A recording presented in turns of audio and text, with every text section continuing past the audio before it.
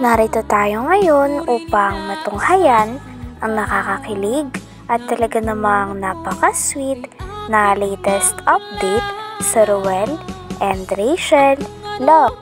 Oh, my angel, angel, baby, angel.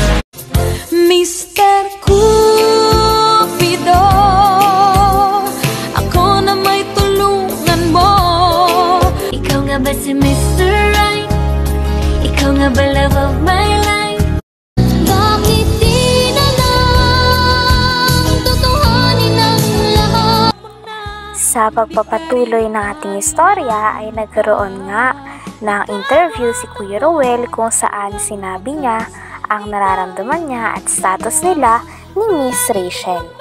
Nabanggit niya nga dito na talagang haantay niya daw muna si Miss Rachel sapagkat sa ngayon ang kanyang priority ay ang kanyang pamilya at pag-aaral.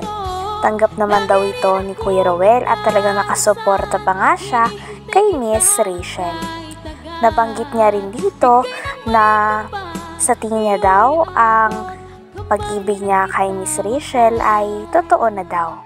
Tinanong din siya nang nag-interview kung sa tingin niya ba puppy love lamang ang nararamdaman niya kay Miss Rachel. Sumagot naman siya at sinabi niya na hindi sapagkat ang gusto niya nga ay pang lifetime na. Kaya sa tingin niya ay hindi na ito basta-basta puppy love sapagkat gusto niya talagang antayin at totoo rin ang nararamdaman niya para kay Miss Rachel. Question na to, huling topic. Siyempre sa mga loyal fans, obvious naman na siguro kung ano man nakikita nila sa mga post nyo, sa mga videos na nakikita sa inyo ni Rachel. So, kamusta kayo ni Rachel? Sa ngayon minsan talaga paano ko ba yun? Ano ng status nyo? Status namin andun pa rin yung yung bilang friends. Alam namin yung limitations namin, pero aside from that, talagang tinuturing namin bawat isa as special someone? Ganyan. Okay. Mukhang kami na walang label na. Wow. Parang hindi pa official? Hindi pa naman official. Pero kasi parang MU, mutual feeling. Mutual feelings, mutual understanding. Siguro sa akin, maaga pa naman para si Rachel papasok sa mga ganyang relationship. Gusto ko yung kami ngayon, gusto ko i-preserve yun hanggang sa mas mag-matured siya, hanggang mas stable yung kanyang pamilya. Kasi mas maganda yung bagay na talagang pinaghirapan mo, mas maganda yung hinihintay mo na talagang magbubunga siya. Alam ko naman na talagang worth it naman yung paghihintay ko kasi nga napaka-faithful din niya, napaka-loyal din. Siguro hindi through words lang yung sinasabi ko, through verbal. Talagang gagawin ko ito bilang pagsuporta rin sa kanya. And syempre andyan yung suporta din natin sa kanyang pamilya. Kaya kung ano yung nakikita niya, ibabalik ko naman po. Basta yun na yun. So insan, kunyari ito hindi nagkaroon ng love team, walang Rachel, tingin mo magugustuhan mo rin sa Rachel? Ano lang, random question lang, kung if ever lang naman na ganun yung sitwasyon, hindi kayo naging love team, tingin mo? Oo, syempre naman kasi nga nung sinama pa ako tapos wala pang namumuong ganito or wala pang scene na mga ganitong love team, talagang sa totoo talaga na ako sa kanya, yung medyo tawag dun, parang yung na-attract ako sa kanya. Ganyan. Kasi nga dahil sa kanyang kabaitan, sa ugali niya, talagang sino bang hindi bonus na yun na may siya, may kagandahan. May kagandahan. Pero ugali talaga. Ugali yung sa kalooban talaga, yung doon ako na nabighani. So ngayon na mas nakakasama mo siya ng matagal na, halos ilang araw na nakasama mo siya, di ba, sa Malalag.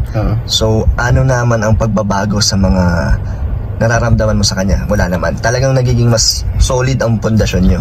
Mas siya, araw-araw yung alam mo yung mas na-in-love ko sa kanya. Wow, grabe. Kasi nga, pero alam naman namin na... Hindi naman to pang lang, parang puppy love or infatuation. Hindi naman. Hindi naman, kasi nga sa akin ngayon, talagang gusto ko yung mas siya, yung mamahalin ko ngayon, talagang yun na yun.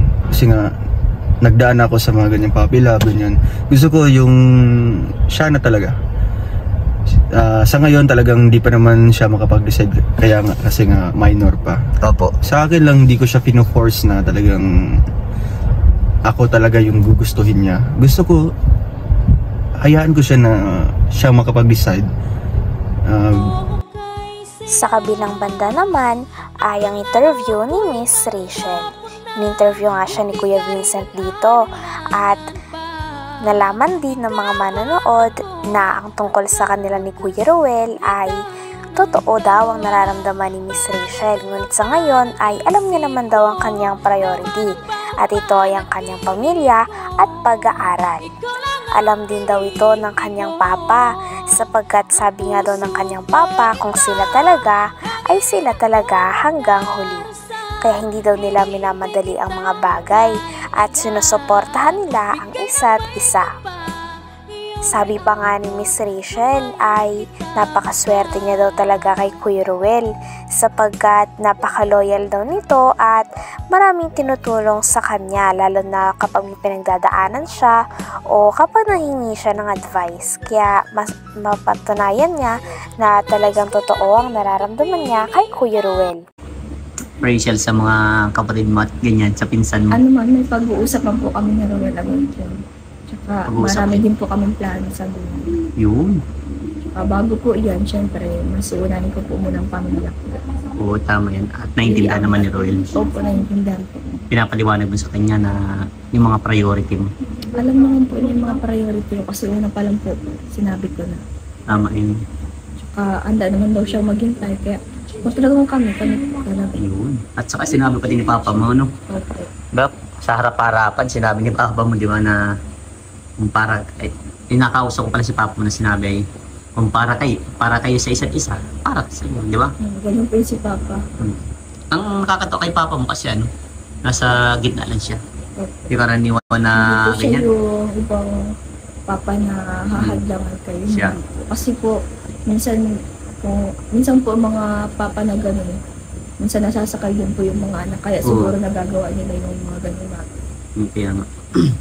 Kaya, Malaki. yan, sa papa mo, pahalagan mo din ha. Opo, Kung ano yung mga sinasabi niya. halaga ko dyan. Kaya nga po yung mga bawal sa kanya, pinagbabawalan ko kasi ayoko po mapasama din siya. Kasi mahirap na po, wala po kami ngayon pagkukulan ng kung sakali lang po siya. Gusto na pala talaga ni Papa mo? Ayun po, minsan nasakit-sakit din yung tiyan. Ayun po, Nasakit pa din ang tiyan? minsan po, nung nasa Davao po kami, nasakit-sakit po yung tiyan. Baka nakakakain ng talagang bawal. Ayun ko po dyan Sabi ko, baka pigilan na sa mga bawal. Lagi kayo tinitin kay Vincent, siguro pag wala ako, napilit yan si Papa pag hindi niya na kaya yung gutom niya. Kung nagbabawal ako na bawas kanin, gano'n. Diba sa akin kasi, yung mga ako, nagpayat na baga ako. Kaya nga, Less lang din ako sa rice. Sa rice, disiplina lang. Sabihin pa yung Papa mo, disiplina lang. Yung favorite, di ba ang isang tao may mga favorite place yan? May pinuntahan ba kayo ng favorite place ni Roel? Na sinabi sa'yo? wala po. Ako alam ko na. Favorite place? Ano po?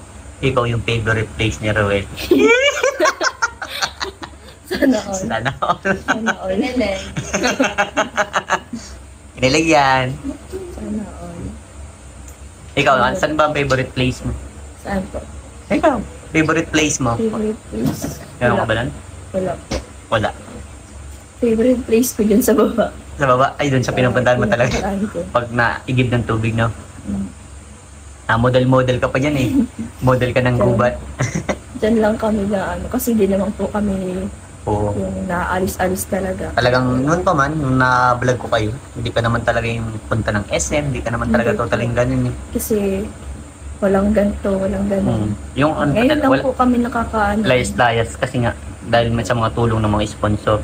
Kumbaga, noong panahon, grabe talaga, no? Opo. Sa pera, wala din. Maraming salamat po sa mga taong parana sa amin ng ganun po. Yung magandang buhay, no? Basta ano lang, yun nga, gaya ng sabi ko sa iyo, pasalamatan mo sila dahil sila yung tumulong sa iyo na magkaroon kayo ng magandang buhay. Ano? Pahalagan mo. Hanggang dito na lamang muna ang ating nakakakilig at talaga namang napaka-sweet na update sa Ruel and Rachel Love Team. Maraming salamat sa inyong panonood. Hanggang sa muli. Bye!